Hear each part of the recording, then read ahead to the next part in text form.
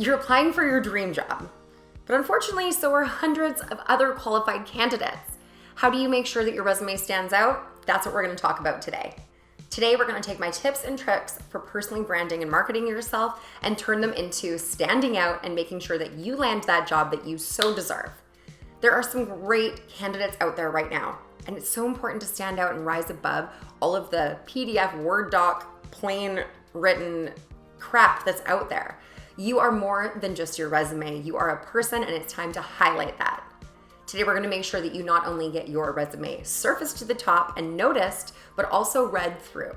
I can't tell you how many resumes I've skimmed through after you've debated whether to use word X or word Y. I didn't even see it. So let's make sure that we not only get you risen to the top, but that we get you read through as well. As a hiring manager, I have received resumes that almost look and sound exactly the same. We get it, you're a team player who also works well when he's by himself. We get it, you're super organized and have a great attention to detail. It means nothing now. So we need to cut through that clutter, cut through all that noise, and show them exactly what it would be like to be spending a whopping 40 hours a week with you.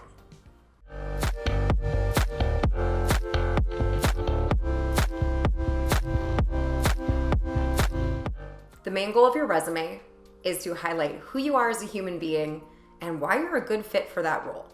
Now, roles are a lot deeper than they were maybe a few years ago because companies are putting such an emphasis on values. You also want to show how you can make them not just get the task done, but also amplify their space, be a positive energy in the workplace, and also take that role from a technical or get it done sort of standpoint up to the next level. I often talk about humanizing yourself in the digital world, but a piece of paper is no different. We want to understand the person behind that typed text, don't say that 4 times fast, typed text, and understand what they will bring to the table for the company. A resume is actually marketing yourself if you think about it. And like anything, when you're marketing, think about the audience. If I'm the hiring manager and I've received hundreds of papers and they all look exactly the same, I kind of go into just like banner blindness almost, in a sense that I don't even really read what's going on. Also, when I'm a person who's reading a resume, the first things I do, look at where they've graduated from, look at their degree, look at what experiences they've had before. So let's not forget that when we go through these next steps.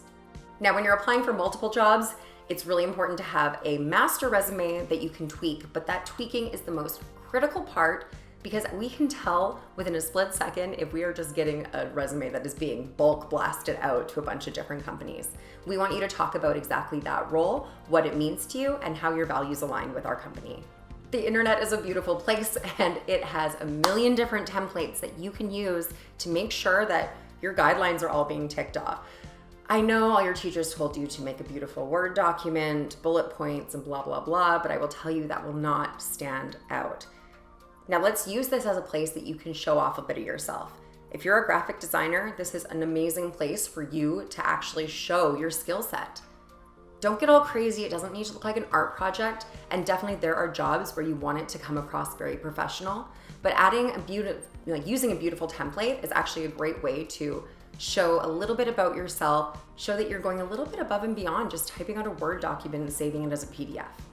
You'll notice that most of these templates come with 1 page, and that's for good reason. Stick to 1 page, okay? We don't have time to siphon through a million different resumes page by page. This sounds really obvious, but please use a normal font and a normal size, okay? If you are using something smaller than 10 points on a resume, even I, with healthy eyes, need to get out a magnifying glass. I have actually seen people submit resumes trying to jam it all onto 1 page and using like a 4 or 6 point font. Oh my God, don't do that to me. I won't even look at it because it just looks overwhelming, right? So make sure that you're using a normal font. Don't have to get all crazy. Please don't use Comic Sans, just don't. You can use different sizes and bolding and italics to change different places and let the eye flow freely, because 1 size all in normal text can be tiring on the eyes, but using bolds or maybe a little bit larger in size to do different captions or headlines or italicizing quotes, those things are really great ways to let the eye kind of take things in digestible chunks, but don't get too crazy. Really play within that 10 to 14 range, even on your titles. Again, this is about marketing yourself, so make sure that your name is highlighted right at the top of the page and that your contact information is right there. Now, it's important to include your email and your phone number, but it's up to you whether you want to disclose your mailing address or any of those other details. We don't need to know your age. We don't need to know your gender. Those things are not important this day and age. What we do need to know is how to get a hold of you if we want to book an interview. Depending on your field, it may be important to include a headshot. Headshots are a great way to have that first impression that you won't get if you aren't face-to-face with somebody. Again, you can feel free to check out one of my personal branding videos. You can find that here. It'll help you walk through sort of how to present yourself and how to really show who you are. Again, this is a chance to sort of break down that digital, or in this case, a printed wall, and actually show who you are as a person and how you present yourself to the world. Okay, the fourth thing I want to talk about is your objective. Now, when we were taught how to write objectives, it was like the most snoozy thing ever. Like, I have the objective to get a full-time job to expand my knowledge in marketing, blah, blah, blah. Don't do that. That's so snoozy, right? You're already bored. Like, don't go anywhere. I'm still talking to you, okay? It's so important that in this space, we actually show why we want this job. This is a great place to tweak for the exact role. Go through, find out what they're looking for. Tell them why you're a good fit. I'm looking for a job where I can grow my experience in this, and this, in this sector, and why. Okay, we talk about why a lot. I don't know if you're familiar with the Simon Sinek video, and his book starts with why. Great resources for you, but people want to know the reasons behind why you do what you do. There's a reason you work in your industry versus being a dentist, a lawyer, or a marketing person. So show them why you chose that thing. What's important to you? So the objective might be a great place to humanize yourself, and you may even be able to slide in something about your interests there, if it's natural. So if you're starting to work with children, explain why you want to work with children, or say maybe you have your own children, something along that line that shows that synergy. However, it might not come out naturally, so don't force it. We can also find most industries now, it's important to include a section that actually says interests. And this may say reading a book. It might say hiking with my dog on weekends. It may say spending time with my kids, or getting out for a kayak, or, sitting and watching TV. These are my favorite shows. It's totally fine. People want to understand who they're bringing to their teams and what water cooler talk is going to be like with you. Now, we're in a generation that has had a lot of jobs. We are no longer baby boomers that graduated with a degree or certificate in one trade and stuck with it for the last God knows how many long years until we got our watch and called it a day and checked out at 55 or 65, right? That's not how we roll. We like to try different things. Not to mention marketing, for example. I'm just going to use my wheelhouse. What marketing looked like 10, 15 years ago is completely different and has diversified itself into, 20 different expertise. And now it's really interesting because we all get to kind of choose and grow as technology diversifies what these places look like. So what I'm getting to is, don't list every job you've had. Don't do it. There's just no point. I mean, the fact that you babysat for 5 years for Carly down the street doesn't matter, right? We want to show them what things actually align with this job or have skill sets that transfer into that. Show us why. Maybe the fact that you traveled and did worked overseas somewhere makes sense because you're going to have clients in that area and you know the landscape and the culture. Really highlight those positions that accentuate why you're a good candidate for this. Again, this is an introduction to yourself and why you're a good fit for that role. Now, it may be important to you if you had a job that you were at for 6 or 7 years and you want to show that longevity, this could be a great way to do that, especially if you saw some promotions in there.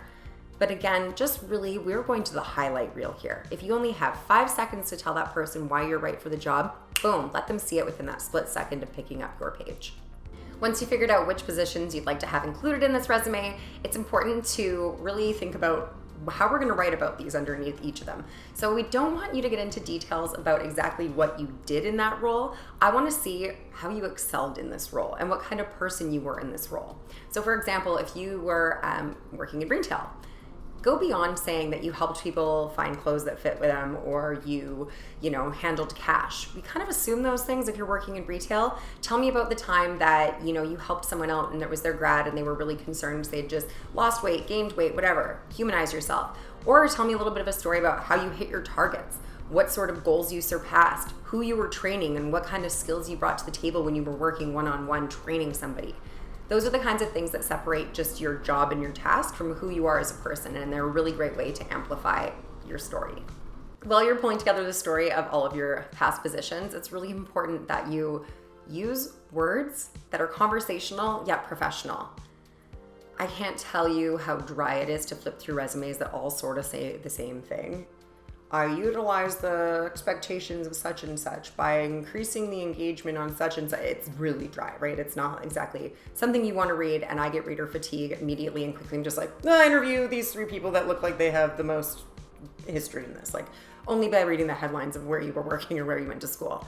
If you start storytelling to me and add something fun in there, then that's something that I can actually relate to. And I'm like, okay, this person seems professional, which I can tell by their stats here. Like, this is what they've won, or these are the engagement that they've increased, etc. But I'm actually like, this person seems like someone I would want to spend 40 hours a week with.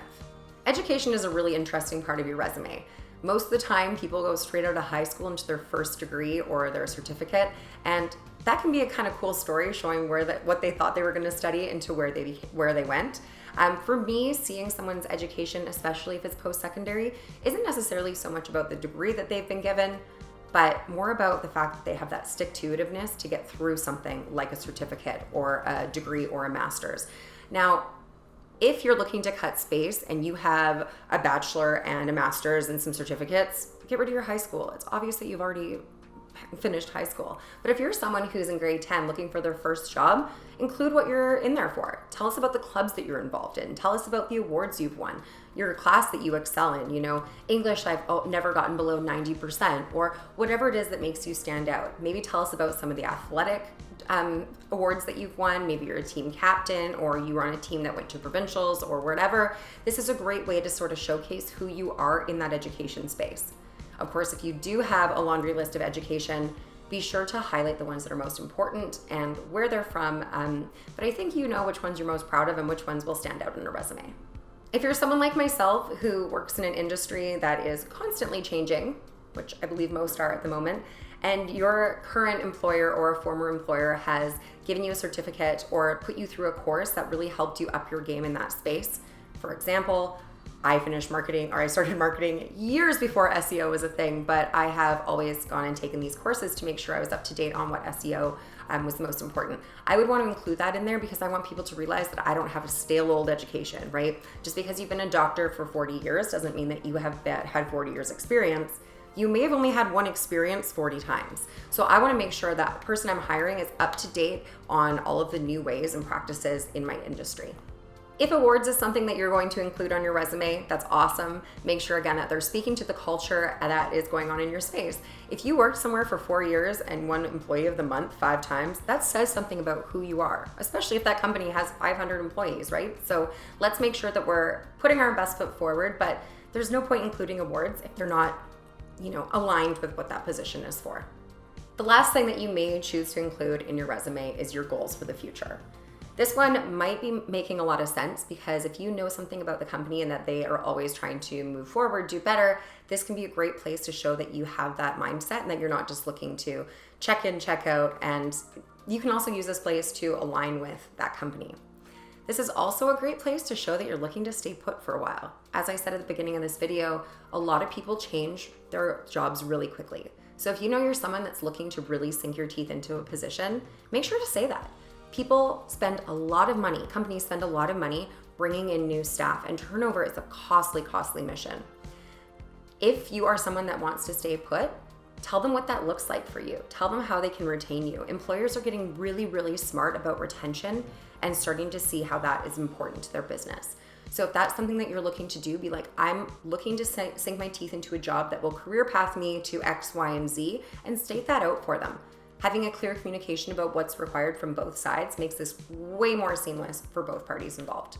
Whew, okay, we thought making a resume was supposed to be easy business. There was a template, right? What? No, it should be easy, you guys. It doesn't have to be something that you have to be going crazy over. I hope that you found this really informative and that it helps you simplify and get your message across on your resume. I know you've worked hard for all of those things that you're writing down, so show that pride. This has been years of education and, forming passion, so make sure that you're telling that story. I really hope that this video helped you out today. Be sure to subscribe to my channel and ring the bell so that you get a notification every time I drop another video out. And if you like this video, please give me a thumbs up. It really helps me get out the content that is helping you guys at the end of the day. Come back next Tuesday. We'll be putting out another video for you. It might be pretty aligned with this one, so I don't think you'll want to miss it. It's going to be on cover letters. We'll see you next week. Thanks for sticking around for this video on resumes. Now, I am dropping another one next week on cover letters, but if you are here after that drop day, you can find that cover letter one right over here. So pop on over and make sure that both pieces that you're submitting in your application are absolutely dialed. Have a great one, you guys, and check you out next week.